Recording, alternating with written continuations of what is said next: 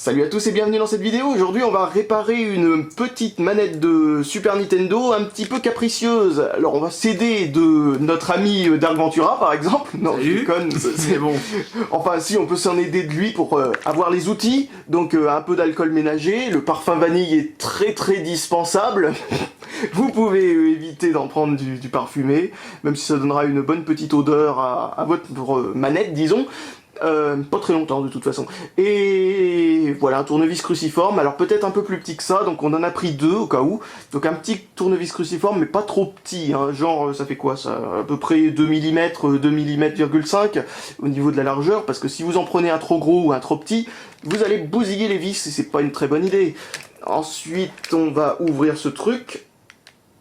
Alors ouais, on va essayer avec l'autre tournevis. Oh, l'autre tournevis, je suis pas en face ou alors... Non, j'étais pas en face. Voilà. Et c'est parti pour démonter ça. Alors à l'intérieur, vous allez voir, c'est pas tellement compliqué, hein. C'est vraiment que dalle. En tout cas, il faut enlever les vis, dévisser-les bien comme il faut jusqu'au bout, et enlevez-les pour pas les perdre. Parce que si vous les laissez dedans, vous allez risquer de tous les faire tomber par terre n'importe où. Donc on va dévisser tout ça. Alors dans cette manette, il y a un contrôle qui déconne un petit peu, c'est le contrôle du bas. Ah. Ou il n'est pas encore dévissé comme il faut. Ou j'arrive pas à viser. Faut dire que je suis très loin de ce que je fais, étant donné que je regarde par le viewfinder.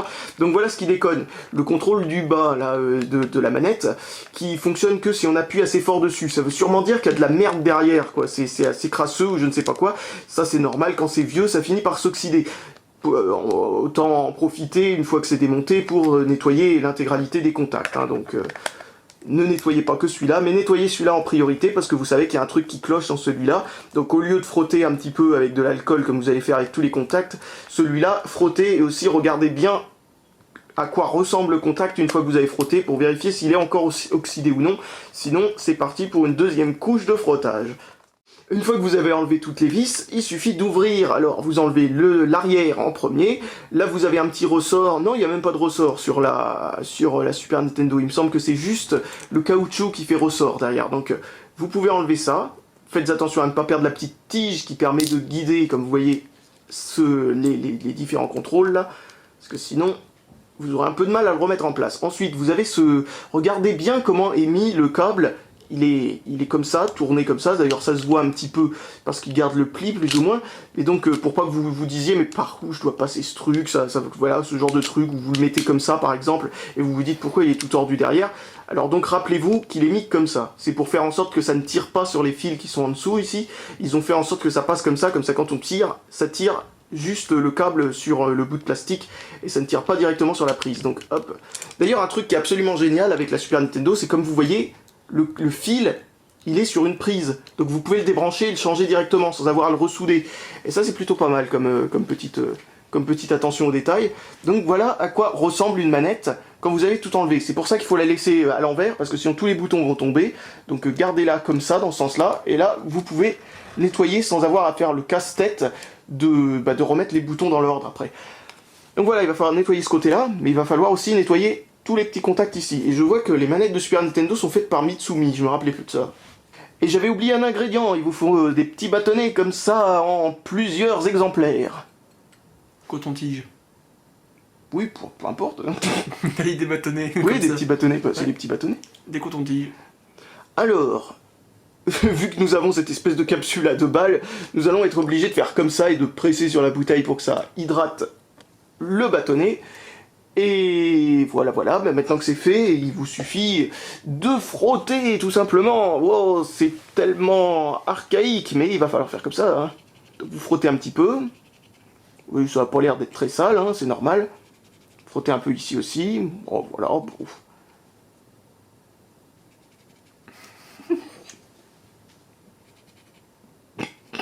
Tu viens de voir la gaffe que j'ai fait, hein, n'est-ce pas? J'ai utilisé le côté sec. Forcément. Forcément, c'est beaucoup plus propre avec le côté sec du coton-tige. Donc, nettoyons avec le bon côté, pendant que nous avons quelqu'un qui s'est marré pendant pas peu. Comme pas possible pour une gaffe ridicule. Donc là maintenant je suis parti pour faire les autres contacts et comme vous voyez les contacts haut, bas, gauche, droite et tout ça étaient beaucoup plus crades. Là je suis en train de commencer à avoir une drôle de couleur au bout de mon coton-tige. Maintenant je dis coton-tige parce qu'il y a Maître Capello juste à côté qui risque de me reprendre 15 fois de suite. Hey. Alors comme je vous ai dit, insistez surtout à l'endroit où vous avez vu qu'il y avait des problèmes. Notamment, là, c'était les directions, donc on va insister un petit peu, mais n'insistez pas non plus comme un malade, genre vous appuyez dessus et vous frottez en appuyant dessus comme si vous étiez en train d'essayer de tout rayer avec un tournevis ou je ne sais pas quoi. Non, non, vous frottez juste un petit peu comme ça, jusqu'à ce que vous voyez que ça n'a pas l'air de salir encore plus le coton-tige. Jusqu'à ce que Mars s'en suive. Jusqu'à ce que le coton-tige en meure. Donc, qu'est-ce que je voulais dire? Ouais, alors, enfin, pas oublier non plus les gâchettes, ce serait dommage. Autant profiter donc pour tout nettoyer, comme je le disais, étant donné qu'on va pas redémonter cette machine tous les 4 matins. Donc, maintenant on va faire tout ça, en essayant de ne pas les faire tomber. Donc c'est parti pour nettoyer aussi ces petits contacts. Alors une fois que votre coton-tige est vraiment trop dégueulasse, il est temps d'en changer, enfin, ou d'utiliser l'autre côté en l'occurrence. Hop. Alors maintenant qu'on a fait tous les contacts, il ne faut pas oublier ceux-là, bien entendu. C'est toujours facile de les oublier, ceux-là. Les gâchettes, et voilà, bah normalement on a tout nettoyé. Alors bon, vous pouvez en mettre une deuxième petite couche avec un autre bâtonnet propre pour ensuite nettoyer bien comme il faut les contacts, mais a priori c'est suffisamment nettoyé. C'est parti pour remonter ça, donc c'est pas difficile, hein. Rappelez-vous dans l'ordre auquel ça se démontait. Je vous montre quand même au cas où. Alors, gardez ça à plat pour pas faire tomber tous les boutons, bien entendu, encore une fois. Hein. Voilà, ça se reclipse très facilement, comme vous le voyez, hein, c'est directement à sa place. Ensuite, on va mettre ce zigzag comme il faut. C'est un peu tourné, voilà, tac. Vous l'enfoncez bien comme il faut là-dedans. Tac, c'est parti. Maintenant, on n'oublie pas de mettre les gâchettes, sinon on est un petit peu dans la merde. Alors, si vous vous demandez comment mettre les gâchettes, logiquement, vaut mieux mettre ce petit bâton avant. Mais voilà, ça peut se faire aussi dans l'autre ordre. Donc en gros, vous prenez ça, tac. Je crois que t'as inversé.